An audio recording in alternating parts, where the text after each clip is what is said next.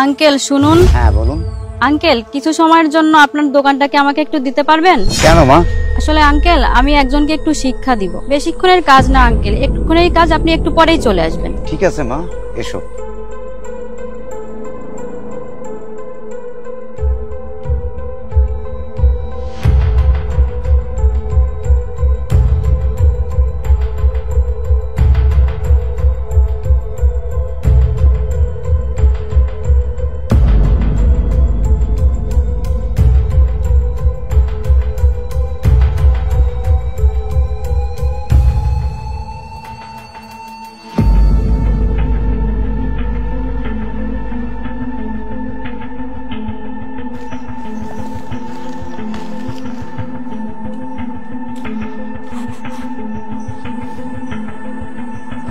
Excuse me, এখানে আগে একটা বয়স্ক লোক বসতো না, উনি কোথায়?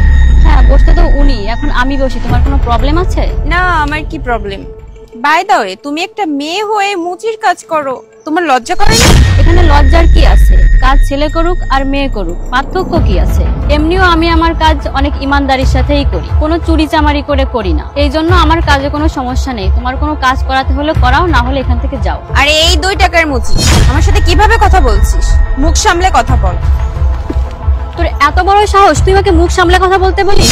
তুই তোর মুখ সামলে কথা বল। আরে তুই কি প্রধানমন্ত্রীর মেয়ে নাকি? তুই যাত্রার সঙ্গে তখন তখন চিল্লাই চিল্লাই কথা বলবি? তুই তো তোর লিমিট ক্রস করছিস, বুঝছিস? তুই মুখ সামলে কথা বল। আমি মুখ সামলে কথা বলবো?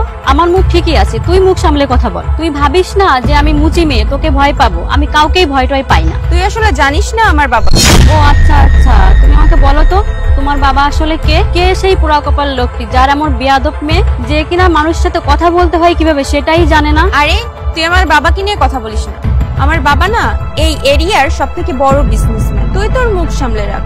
আমি যদি আমার বাবাকে কিছু বলি না, তাহলে তোর অনেক প্রবলেম হয়ে যাবে। ও আমি জানতাম তোমার বাবা কোনো বিজনেসম্যানই হবে, এই জন্যই তো তোমার এত হিংসা। তোমরা টাকা পয়সা ছাড়া তো কিছু চিনোই না। তুমি ভেবো না তোমার টাকা কিংবা তোমার কোনো কথায় আমি ভয় পাবো। তোমার যা ইচ্ছা তুমি তাই করতে পারো। আচ্ছা তোর মুখ না একটু বেশিই চলতেছে। দাঁড়া, তোর নামে আমি থানায় কমপ্লেন করতে যাচ্ছি, তখন বুঝবি। যাও তুমি পুলিশ স্টেশন, কমপ্লেন লিখবে না? লিখাও। গিয়ে কি বলবে? একটা মুচি মেয়ে আমার সাথে বিয়াদবি করেছে। আরে তুমি একটা বিজনেসম্যানের মেয়ে, তুমি একটু ভাবো তো তোমার মান সম্মান কোথায় যাবে? আরে এত বড় লোকের মেয়ে সামান্য একটা মুচির কমপ্লেন লিখতে আসছে থানায়। আরে এটা তো ভালো লাগতেছে না। 1 মিনিট, এইবার তো মজা হবে। অ্যাটলিস্ট এবার যেহেতু বলতে পারবে যে একটা মুচি আমাকে থাপ্পড় মেরেছে, এবার হয়তো তোমার কথা শুনবে, তা না হলে তোমার কথা শুনতো না। তোর এত বড় সাহস, তুই আমার গায়ে হাত দিস? এবার দাঁড়া, তোর নামে তো এবার আমি কমপ্লেন লিখবই। যাবা তো যাও, তোমাকে মানা কে করছে আমার নামে যে কমপ্লেন লিখাও? মানুষ তো জানতে পারবে বড়লোকের মেয়েরা কেমন খারাপ হয়। আর ভাবো তো তোমার স্ট্যান্ডার্ড এত উপরে, তুমি যদি পুলিশ স্টেশনে যাও তোমার স্ট্যান্ডার্ড তো নিচে চলে আসবে। আর এমনিতেও তো তোমার স্ট্যান্ডার্ড বলতে কিছুই নেই, লো স্ট্যান্ডার্ড। তুমি মানুষের সাথে কিভাবে কথা বলতে হয় সেটাই তুমি জানো না। তুমি ভাবতেছো না আমি এখানে দাঁড়িয়ে তোমাকে কেন এত কথা শোনাচ্ছি? তাহলে শোনো, তোমার কি মনে আছে তুমি এখানে দাঁড়িয়ে একটা আঙ্কেলের সাথে খুব খারাপ ব্যবহার করেছিলে? মনে আছে নাকি মনে করিয়ে দিব? এই মুচি, আমার জুতাটা পরিষ্কার করে দাও তো। হ্যাঁ হ্যাঁ, আমি সব করে দিচ্ছি।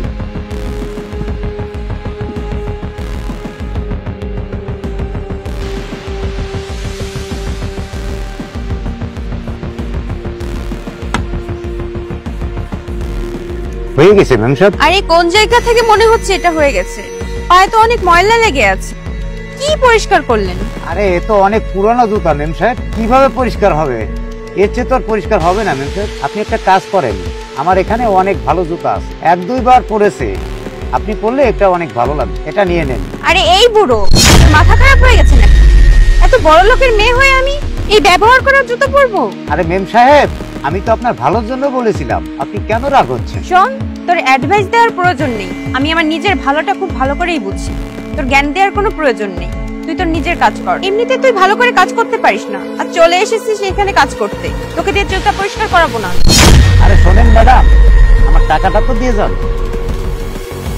আরে কিসের টাকা? ও আসলে তুই জানিস না, আমার বাবা এই এরিয়ার সবথেকে বড় বিজনেসম্যান। আর তুই যদি আমার কাছে টাকা চাস না, তাহলে তোরই লস। বুঝতে পেরেছিস? এ তো অনেক খুশির কথা, আমি অনেক বিজনেসম্যানের মেয়ে, আর আপনি আমার টাকা না দিয়েই চলে যাচ্ছেন। না না ম্যাডাম, আপনি অনেক অন্যায় করতেছেন, আমার টাকাটা দিন। শোন, টাকা না ওকেই দেওয়া যায় যে কাজ ঠিকঠাক করতে পারে। না তোকে দিয়ে আমার জুতো পরিষ্কার হয়েছে না অন্য কিছু হবে, দিতে পারবো না আমি তোর টাকা, তুই যা পারিস কর। আর একবার দেন জুতাটা, আমি পরিষ্কার করে দিই। বলে দিছি না আমি একবার, আমি তোকে দিয়ে জুতো পরিষ্কার করাবো না, চলে যাচ্ছি আমি। ম্যাম সাহেব, আমার টাকাটা দিয়ে যান, আমার টাকাটা দিয়ে যান।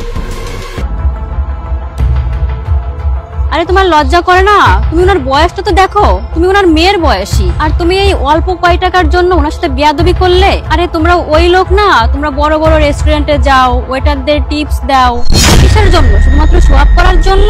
তোমাদের যখন এতই টাকা, গরিব মানুষদের কিছু টাকা দিলে কি টাকা সব শেষ হয়ে যাবে? আরে ওরা তো আমাদের জন্যই এত কষ্ট করে, সারা দিন রাত কাজ করে শুধুমাত্র পরিবারের খাবার জোটানোর জন্য। আর কি করো তোমরা তাদের সঙ্গে? আঙ্কেল তো শুধু তার পরিশ্রমের টাকাটাই চেয়েছিল তোমার থেকে, সে তো তোমার জুতাই পরিষ্কার করেছিল, কিন্তু তার টাকা চাওয়াটা কি ভুল হয়েছিল? আরে কবে শিখবে তোমরা? দেখুন, আপনি ঠিক কথাই বলছেন। আমি ওই আঙ্কেলটার সঙ্গে অনেক বেয়াদবি করছি, আর ওনাকে আমি অনেক উল্টাপাল্টা কথা শুনাইছি। ওনার পরিশ্রমের টাকাটাও আমি দিইনি। ওনার কাছে আমার মাপ চাওয়া দরকার, আর আপনিও প্লিজ আমাকে মাফ করে দিন। আপনি আমার কাছে মাপ চাইছেন কেন? চাইলে ওই আঙ্কেলের কাছে চান। আঙ্কেল এদিকে আসুন। আসতেছি মা।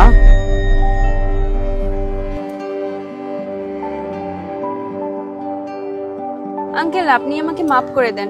আমি আপনার সাথে অনেক বেয়াদবি করছি, অনেক উল্টোপাল্টা ব্যবহার করছি, আমাকে আপনি প্লিজ মাফ করে দেন। না মা, আমি বুঝতে পেরেছি। আমি এতেই খুশি যেহেতু তুমি তোমার ভুল বুঝতে পেরেছো। আচ্ছা আঙ্কেল, কত টাকা হয়েছে আমার? 100 টাকা হয়েছে মা। এই নিন 100 টাকা। আর তুমিও আমাকে মাফ করে দিও বোন, আমিও তোমার সাথে অনেক উঁচু গলায় কথা বলেছি, আমি তোমার গায়েও হাত তুলেছি। আমি এটা করেছি তোমাকে বোঝানোর জন্য যে একটা মানুষ একটা মানুষের উপকারেই আসে। কোনো সমস্যা নেই আপু, আপনি আমার ভালোর জন্যই আমার গায়ে হাত তুলেছেন। আমি এরপর থেকে এই বিষয়টা খেয়াল রাখবো, আর আমি আমার ব্যবহার সবার সাথে ভালো করব। আচ্ছা ঠিক আছে, তাহলে আমি আসি।